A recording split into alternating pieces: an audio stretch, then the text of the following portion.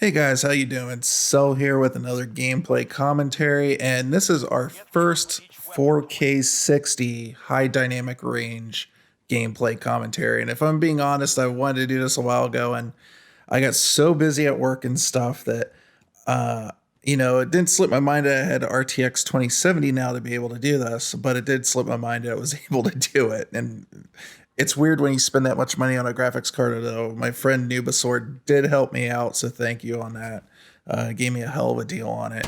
I ended up getting an RTX 2070 a little while back. I know a lot of people were like, "Oh, the 3000's coming out." My computer is mostly to render video like this. I do my gameplay on consoles anymore. Um, but having said that, I was like at work putting up this privacy screen, like these like little vinyl slats that you put into chain link fence to kind of like just make a privacy screen from the public. So we have like a little area in the back. We don't want people seeing that or trying to steal stuff. So we just put that up so nobody can see it. And it takes a little while. So I'm out there working, I'm listening to music on my phone and, like just taking some time and thinking.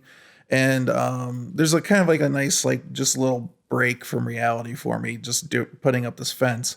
But while I was doing it today, the thing I usually think about when I have free time is video games because that's just, I love it so much, right?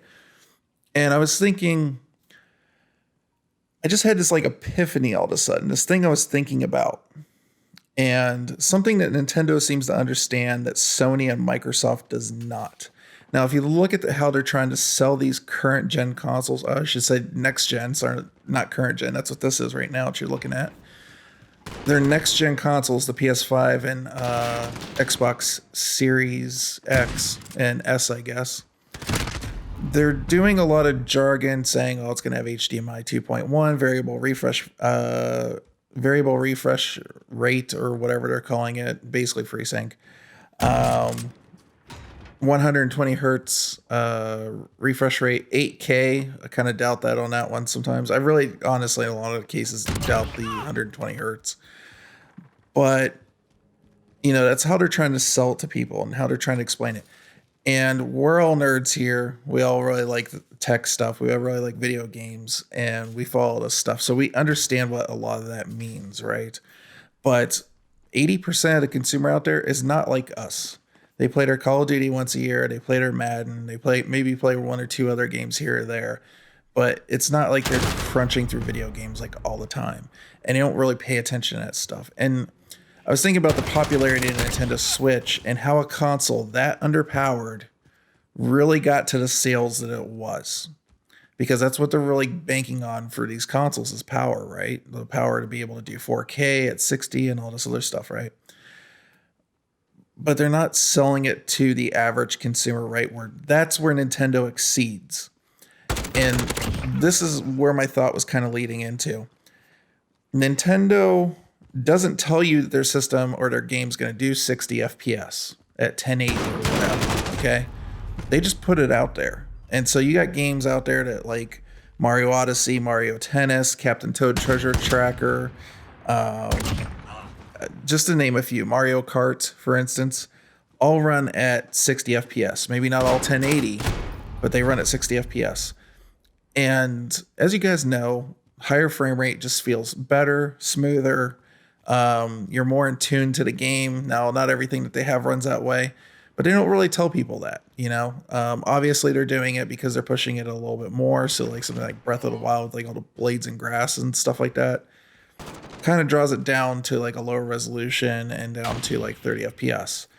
You look at something like Luigi's Mansion, which is really trying to push the graphics, 30 FPS, right? But Nintendo never says these things. We understand it. We know what it is as soon as we see it, but the average consumer just feels it. Okay, and they know that it feels good. Or like better than other games. More fluid, I guess would be the word to say. And when you look at how they're trying to sell these consoles and trying to spit out all these numbers, and Microsoft especially with no launch games in sight right away, trying to sell that X and just be like, it's better, here's all the numbers. It's not going to sell the same way. Matter of fact, I have a prediction here that because of the yields on the X, We don't know how many they're going to produce of the S. I think of the PS5, I have this sinking feeling that most of them that are going to be out there are going to be the digital edition for two reasons. Easier to manufacture for Sony because there's less parts involved. And then on top of that, I think Sony kind of wants to do that to try to. There's going to be people out there that really want a PS5 but don't want that, but then that's all it's out there. So then they'll just end up buying it anyways. And then Sony's got you into their digital space. So I think in some ways they will almost purposely only have like digital editions out there and very few full PS5s with the disc in there. Anyways, but if you look at the way they're trying to sell these, and you look at the way that Nintendo did it, Nintendo came out on stage and said, "This is a Nintendo Switch. Here it is. Look at this. It slides in the dock. Now it's on your TV." That's something that people can understand. When people take home something like Mario Odyssey and they say to their friends, "How was it?"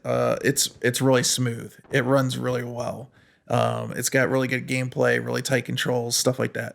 People can feel that. Okay, and Nintendo tries to consistently put out good product. And I'm not saying like the other guys don't, but Nintendo doesn't spend a lot of time talking about the things that they don't need to and showing the things that they do. And I don't think Microsoft, especially Microsoft, and it's kind of hard for Sony with the PS5. Their big thing is the controller. That's the big definitive thing that they have to show people. And quite frankly, the controller is something you're going to have to try. Thankfully, there's going to be kiosks, and that controller is going to be there, so people will be able to get their hands on it and see the different things. And if I had to guess, like Astrobot is probably going to be the game that's going to be on a lot of those kiosks to kind of show off what the controller can do. I think that's the whole reason that game literally exists. But when it comes to like Microsoft's offering, I mean, they have a couple of cool things that they could show off here, like xCloud, but that's not directly attached to the console. But that's like the closest thing they have to like a Switch aha moment. Is telling people like, look, we have this thing called Game Pass. It has all these games on it. It's kind of, think of it kind of like a games cable service or something like that. Just like you have all these games for a set price, and then on top of that, you get Ultimate. If you're away and you have the network, and that's the catch there. If you have the network, you can just take out a controller, a phone clip, and there you go. You're gaming. You're waiting on your tires to get done on your car or something. They got good internet there. You got good cell network. You could actually play like some of your games that were on Game Pass on your phone. That's not quite the same as the Switch, and I think that's why the Switch sells so well, and it's just overall better is because of the fact that it's a piece of dedicated equipment that can come with you and play, whether it's in your home or whatever. And obviously the Switch Lite, you know, it's its own thing, but that's for people that are literally just going to play portable all the time. I know a lot of people like that with their regular Switch. They almost never have it in a dock, and they just sit in front of their TV and play it while they're watching some TV show or something, kind of back and forth.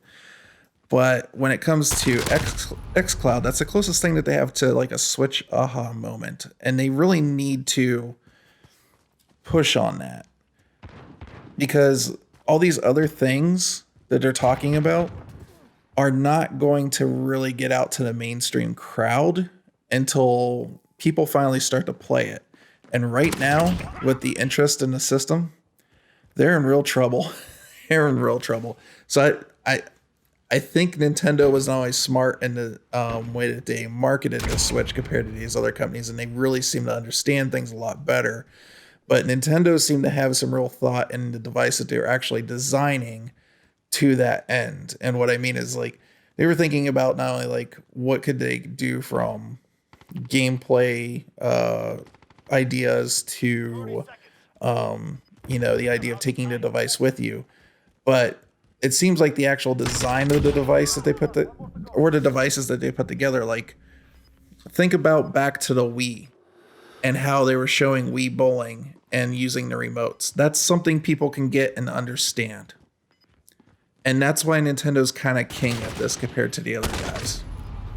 So I don't know. Let me know what you think. Put your comments down below. Maybe I was rambling on a little bit too long here, but hey, I won the game, so that's what matters, right? See you guys in the next video. Let me know what you think about the quality of the video and all that stuff. Hopefully it comes out pretty good on YouTube's end. I'm just looking at it in a video editor right now. And you guys have a fantastic night. Bye.